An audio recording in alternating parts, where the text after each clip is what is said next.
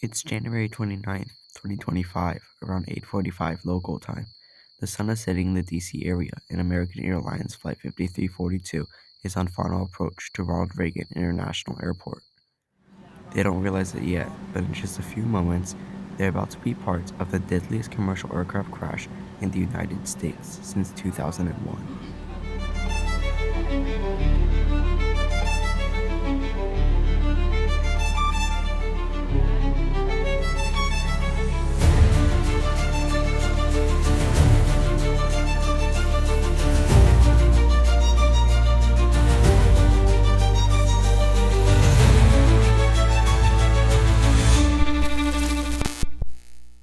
2 hours earlier, Blue Streak 5342 was preparing for a routine takeoff from Wichita D. Eisenhower National Airport, or ICT. Blue Streak 5342 cleared for takeoff runway 19 right. Flight 5342 pulls onto runway 19 right and starts rolling.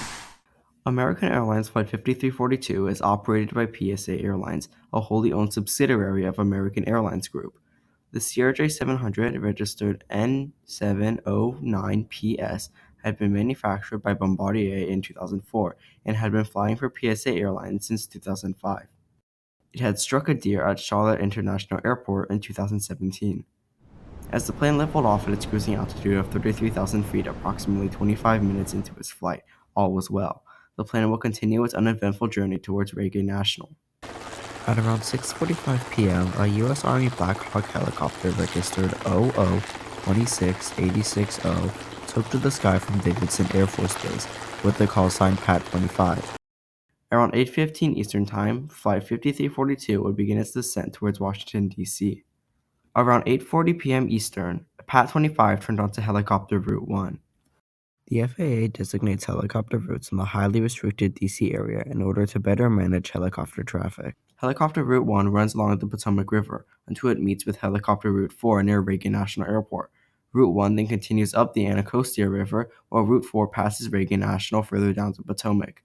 Due to Route 4 passing across the landing approach for runway 33, helicopters on this part of the route are limited to 200 feet. At 8:43 p.m., Flight 5342 made contact with Reagan National, where they asked them to change runways. 5342 cleared, non-run visual runway 1 approach. Cleared, non-run visual runway 1 approach, Blue Streak 5342. Blue Streak 5342, Washington Tower 1 star 32 Zurich 17, gust 25. Can you take runway 33? Yeah, we can do 33 for Blue Streak 5342. At 8:45 p.m., PAT-25 entered the 200 feet limit area around Reagan National. The captain flying the CRJ 700 had accumulated over 3,900 flight hours, with over 300 in the aircraft type. The monitoring first officer had over 2,900 flight hours, with 960 hours in the CRJ. The 3 crew members on board the Black Hawk helicopter had a combined 2,560 hours of flight experience, with 1,775 hours in the UH-60. At 8:47:27, the Black Hawk helicopter passed south of Haynes Point and turned onto Helicopter Route 4. At 8:47:28, JAIA 5342 began a left turn along the approach to runway 33 at 516 feet and 133 knots. At 8:47:39 p.m., a conflict alert was seen on ATC radar. At 8:47:40, Flight 5342 received a TCAS warning alerting the traffic was nearby. At 8:47:42, ATC asked PAT-25 to pass behind the CRJ. CVR data from the NTSB shows that PAT-25 may not have received a portion of the message. The aircraft continued to inch towards each other, with the altitude readings suggesting a 200-foot gap. Then the two aircraft converged at 300 feet and collided. The final recorded altitude of Flight 5342 around 2 seconds before impact was 313 feet, 9 degrees nose up, and 11 degrees bank to the right.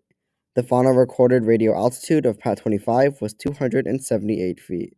All 64 people aboard American Airlines Flight 5342, as well as the 3 people on board PAT-25, die. It's the deadliest commercial plane crash in the United States since 2001. Recovery operations begin immediately, and by February 4th, all 67 people involved in the accident are recovered.